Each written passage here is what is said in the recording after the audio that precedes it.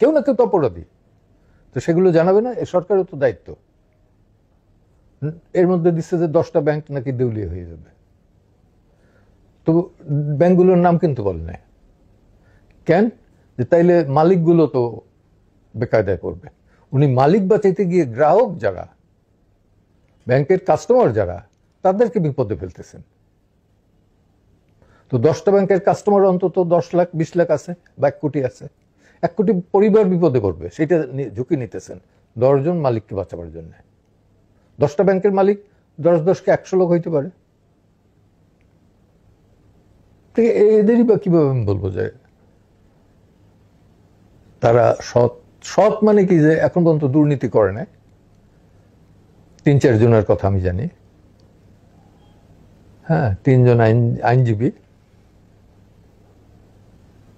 আর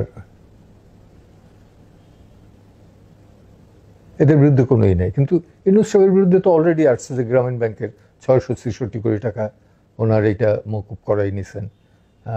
তারপরে 5 বছরের জন্য আবার গ্রামীণ ব্যাংক সে দেওয়া লাগবে না। তো এগুলো তো ওয়ান কাইন্ড অফ দুর্নীতি, তাই না? রেয়াত দেয়া, অর্থাৎ দেয়া লাগবে না, বাদ কর দেয়া লাগবে না, এটা তো ওয়ান কাইন্ড অফ দুর্নীতি না?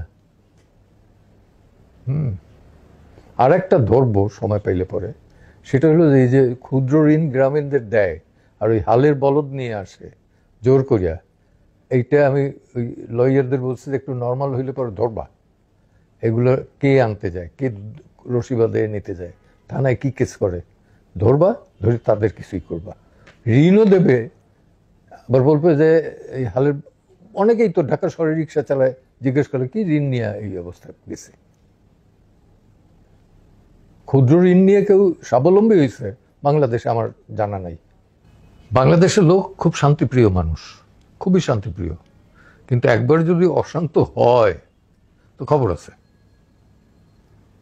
এই যে দেখেন না শেখ হাসিনা কত দ্রুত হয়ে গেছে, যদিও এটা পরিকল্পিত, উনি টের পান না, ওনার আশেপাশের লোকেরাই বিট্রে করছে, বেইমানি করছেন। কিন্তু তা বাদে যদি দেখেন পাকিস্তান আর্মির সোলজার, যারা পৃথিবীর ভিতরে সোলজার হিসাবে ওয়ান অফ দ্য বেস্ট কিন্তু ট্রুপস, তারা সারেন্ডার করছে, কত অসহায়ের মতো সারেন্ডার করছে, এই ছবিগুলো দেখেন। এবং আমি তো ফ্রন্ট ফাইট এদের দেখছি, সন্ধ্যা হইলে পরে এরা ওই ইঁদুরের মতো হয়ে যেত ভয়ে, সব সন্ধ্যার আগে ঘরে ঢুকতো, মানে ঘরেও ক্যান্টনমেন্ট যেত। আমরাও অ্যাটাকটা করতাম ঠিক সন্ধ্যা হওয়ার আধা ঘন্টা আগে, বাইছে নিতাম যে এই টাইমটা কিছুতে থাকবে না। রায়টের পরে বুঝলো যে ক্যালকাটা তো নাই, তখন তাদের মাথা উঠলো যে না, যুক্ত বাংলা করতে হবে। কই, এটা তো আগে আসে নাই।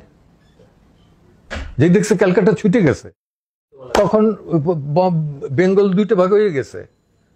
ভাগ হয়েছে কি, পার্টিশন অফ ইন্ডিয়া বল না, ভারত ভাগ হয়েছে। ভারত তো ভাগ হয় নাই, ভাগ হয়েছে বাংলাদেশ আর পাঞ্জাব, 2টা। অদ্ভুত বিষয় হইল, জিন্নে কিন্তু উর্দু জানতো না। জিন্নের বাড়িও গুজরাট, গান্ধীর বাড়িও গুজরাট, আবার এর ওই নরেন্দ্র মোদীর বাড়িও গুজরাট, নেহরুর বাড়িও গুজরাট। লোক কে অপরাধী? কেউ না কেউ তো অপরাধী, তো সেগুলো জানাবে না? এ সরকারের তো দায়িত্ব।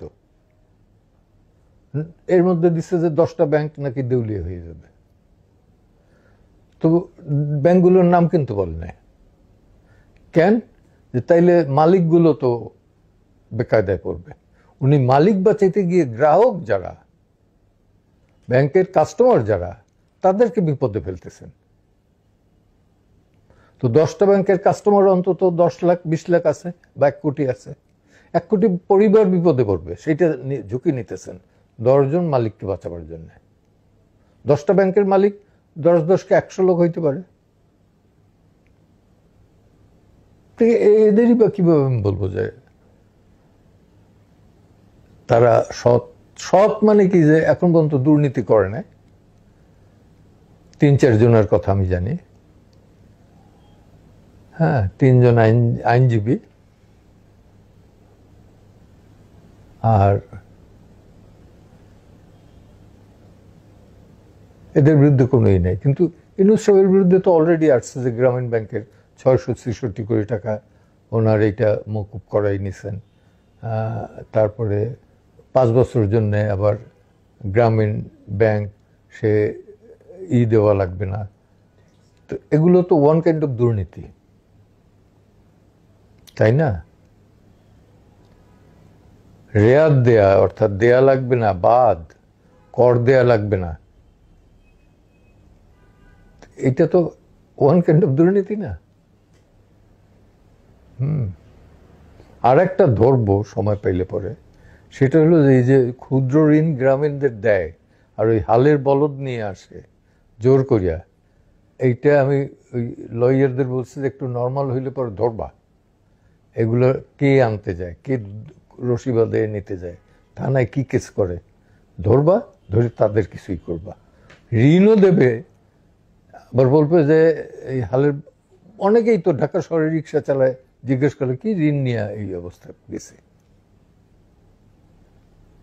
ক্ষুদ্র ঋণ নিয়ে কেউ স্বাবলম্বী হয়েছে বাংলাদেশে আমার জানা নাই। বাংলাদেশের লোক খুব শান্তিপ্রিয় মানুষ, খুবই শান্তিপ্রিয়, কিন্তু একবার যদি অশান্ত হয় তো খবর আছে। এই যে দেখেন না শেখ হাসিনা কত দ্রুত হয়ে গেছে, যদিও এটা পরিকল্পিত, উনি টের পান না, ওনার আশেপাশের লোকেরা বিট্রে করছে, বেইমানি করছেন।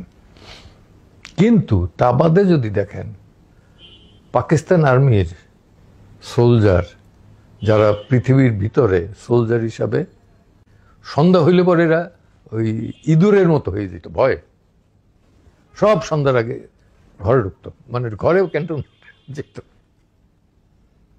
আমরাও অ্যাটাকটা করতাম ঠিক সন্ধ্যা হওয়ার আধা ঘন্টা আগে, বাইছে নিতাম যে এই টাইমটা কিছুতে থাকবে না। রায়টের পরে বুঝলো যে ক্যালকাটা তো নাই, তখন তাদের মাথায় উঠলো যে না, যুক্ত বাংলা করতে হবে। কই, এটা তো আগে আসে নাই। যেই দেখছে ক্যালকাটা ছুটে গেছে, তখন বেঙ্গল দুইটা ভাগ হয়ে গেছে। ভাগ হয়েছে কি, পার্টিশন অফ ইন্ডিয়া বল না, ভারত ভাগ হয়েছে। ভারত তো ভাগ হয় নাই, ভাগ হয়েছে বাংলাদেশ আর পাঞ্জাব, দুইটা। অদ্ভুত বিষয় হইল, জিন্নে কিন্তু উর্দু জানতো না।